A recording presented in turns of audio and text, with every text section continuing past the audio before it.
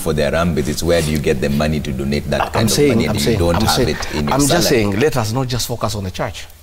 If you go to Upper Hill today, there are buildings coming up, 20 floors, 25 floors.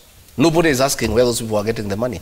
Why are we focusing on the church? Where are MPs getting their money from to attend all these harambees? If you have 1,000 cards, we have a salary, my friend. You have 4 of them coming up this weekend. I have a salary of 800,000 shillings. Before I became a member of parliament, I lived for 52 years. I'm a businessman. I'm not a poor man. I have little money. And if I decide, I myself have gone through life, I am not educating any child. I have no thing I'm doing really.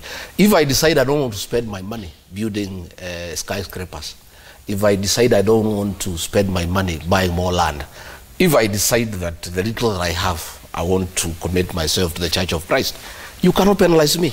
And we are saying, these people who are talking, we don't see them in churches. What we are saying is, let everybody talk about what you know. If you go to church today, there's a church called Kijugi Catholic Church in my constituency. I went there.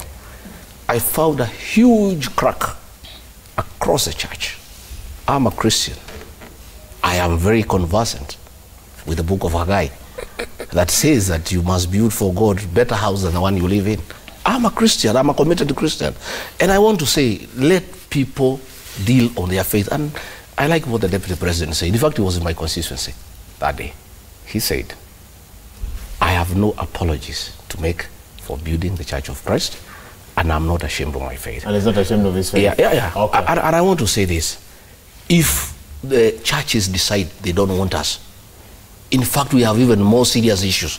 I have every weekend harambees for people who are not able to meet hospital bills. Outside of the church? Outside the church. The country where we live, Maura, it's not this town here. And you must look at the unique issues that face every community. Okay. And the churches in my area where I come from, people, 98% are Christians. And they give a lot of attention to building good churches for God. And for now, I can tell you, I don't know whether you have been here for long, there is a program. All churches are being tiled.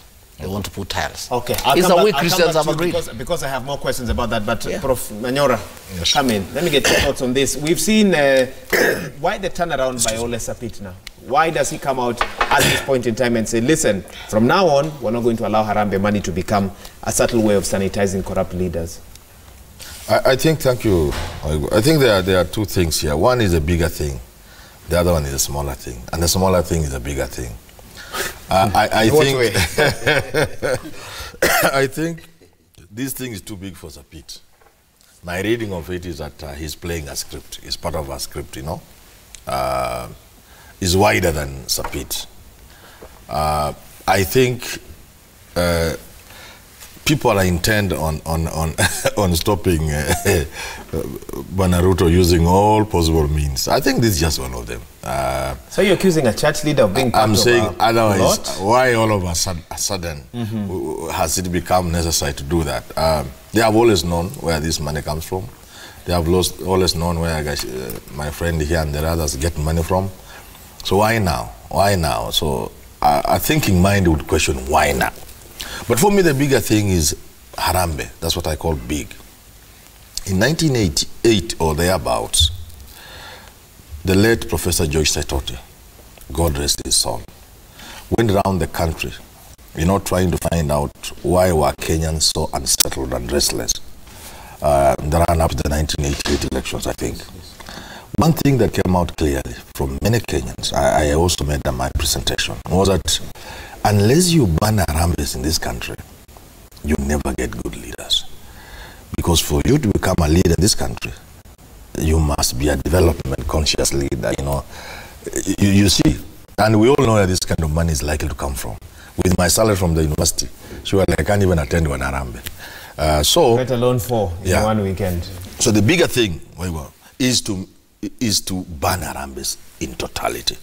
But you don't just do that in a vacuum. We need, as a country, to look at what are the kind of areas Kenyans want to spend money on that makes them steal, that makes them do all manner of things, and therefore we need to look at our health, our education, etc., etc. If we do that, then harambees will not be necessary. Mheshimiwa must attend to people who have loved ones in hospital. But if we improved our health care system, you don't need to do that. Okay. You see, if we improved our education system with good infrastructure in our schools, you don't need to go and do harambe for a school. But schools will be wonderful. And we have enough money for that. Okay. Yes. Dr. Oscar, what do you make of it? Should harambees be banned? Harambe, depending on what the issues that they are meant to be addressed by a certain community. If the community needs a certain development project, which is good, intended for a certain objective, then harambees are good. But the extent to which political leaders now come in to take the advantage of the church as a platform where they can proceed to sell their agenda, sort of politicizing the church itself, then that becomes an issue. Depending on the role that politicians are going to play, as far as church is concerned, that has to be seen within the broader view, in terms of